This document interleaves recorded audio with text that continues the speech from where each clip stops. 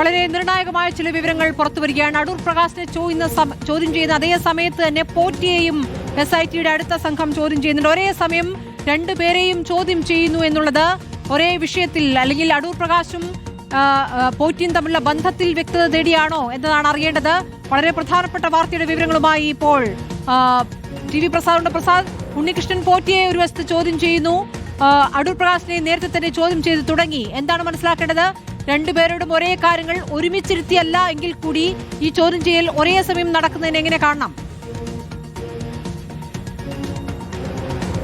സ്മൃതി, നിർണായക നീക്കമാണ് പ്രത്യേക അന്വേഷണ സംഘത്തിന്റെ ഭാഗമായുള്ളത്. അടൂർ പ്രകാശിനെയും അതുപോലെ ഉണ്ണികൃഷ്ണൻ പോറ്റിയെയും ഒന്നിച്ചിരുത്തിയല്ല ചോദ്യം ചെയ്യുന്നത്.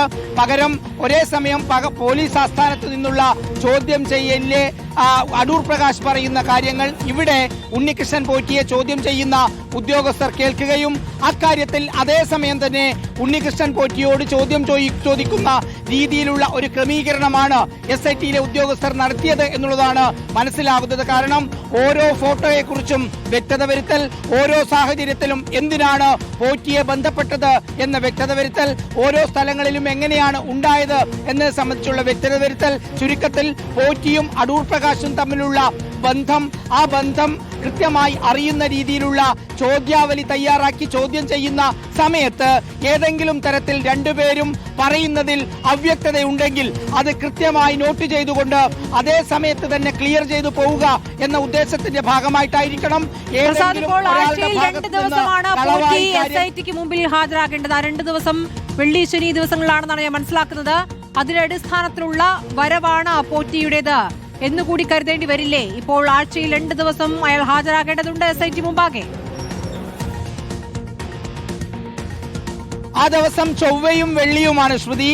ആ വെള്ളിയും ശനിയുമല്ല, ചൊവ്വയും വെള്ളിയുമാണ്. അതിന്റെ അടിസ്ഥാനത്തിലാണ് ഇന്നലെ ഉണ്ണികൃഷ്ണൻ പോറ്റി ആ പ്രത്യേക അന്വേഷണ സംഘത്തിന്റെ ഓഫീസായ ഇവിടെ ഇഞ്ചക്കലിൽ വന്നത്. ഇഞ്ചക്കൽ വന്ന് ഒപ്പിട്ട് പോവുകയും ചെയ്തു. അതിനുശേഷമാണ് ഇന്ന് ആ പ്രത്യേക അന്വേഷണ സംഘം വിളിപ്പിച്ച് ചോദ്യം ചെയ്യുന്നത്. ഈ ചോദ്യം ചെയ്യലിൽ ഇതൊരു നിർണായക നീക്കം തന്നെയാണ്.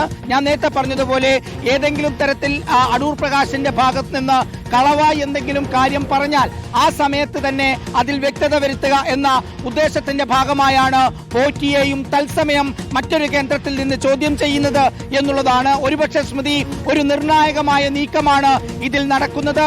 മറ്റൊരു തരത്തിലും ഒരു കൃത്യമായ കാര്യങ്ങൾ പറഞ്ഞില്ല എങ്കിൽ അത് അടൂർ പ്രകാശിന് ബുദ്ധിമുട്ടാകുന്ന നിലയിലുള്ള ചോദ്യം ചെയ്യലാണ് ആ പോലീസ് ആസ്ഥാനത്ത് പുരോഗമിക്കുന്നത്. കാരണം ആ ചോദ്യം ചെയ്യൽ കൃത്യമായി മനസ്സിലാക്കിക്കൊണ്ട് മറ്റൊരു സംഘം ഉദ്യോഗസ്ഥർ ഉണ്ണികൃഷ്ണൻ പോറ്റിക്ക് മുന്നിലും ഉണ്ട് എന്നുള്ളതാണ്.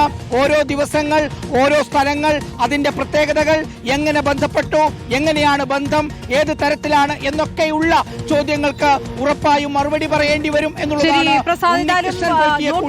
വിളിപ്പിച്ചതാണ് അടൂർ പ്രകാശിനെ. നോട്ടീസ് നൽകി വിളിപ്പിച്ച അടൂർ പ്രകാശിനെ ചോദ്യം ചെയ്യുന്നത് പുരോഗമിക്കുകയാണ്. ഇന്ന് രാവിലെയാണ് അടൂർ പ്രകാശ് പോലീസ് ആസ്ഥാനത്തെത്തിയത്. അടൂർ പ്രകാശ് പോറ്റിയുമായി ബന്ധത്തിൽ എന്ത് വിവരങ്ങൾ SITക്ക് കൈമാറുന്നു, അതിൽ എത്രത്തോളം സത്യാവസ്ഥയുണ്ട്, പറയുന്നതിൽ കുറച്ചുകൂടി വ്യക്തത വരുത്താൻ പോറ്റിയോടും അതേ ചോദ്യങ്ങൾ ചോദിക്കുന്നു എന്ന് വേണം കരുതാൻ. രണ്ടുപേരെയും രണ്ടിടത്തായി ഒരേ സമയം തന്നെ ചോദ്യം ചെയ്യുമ്പോൾ അടൂർ പ്രകാശിൽ പറഞ്ഞ കാര്യങ്ങളിൽ വ്യക്തത തേടുകയാണ് SIT എന്ന വിവരം കൂടി ലഭിക്കുകയാണ്.